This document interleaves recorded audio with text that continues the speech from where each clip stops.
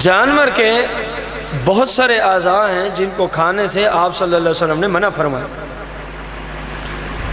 مذکر جانور ہے، اگر بکرا ہے، بیل ہے، بھینسا ہے، دمبا ہے، یہ مذکر جانور میں شمار ہوتا ہے۔ تو ان کی جو مذکر کی علامات ہیں، میں وہ ساری چیزیں ذکر نہیں کر سکتا، ان کی جو مذکر کی، ان کا کھانا حرام ہے، ان کا کھانا۔ اور ہمارے زمانے میں ایک تعداد ہے جو اس کو بڑے شوق سے کھاتی ہے، حالانکہ آپ صلی اللہ علیہ وسلم نے امت کے لیے اس کا کھانا منع فرما دیا، اور یہ ڈائریکٹ حدیث سے منع ہے۔ آپ علیہ السلام نے امت کو منع فرمایا کہ یہ گندی چیزیں مسلمان کھائے، گندی چیز، یہ کوئی تک نہیں بنتا، یہ کوئی تک نہیں بنتا۔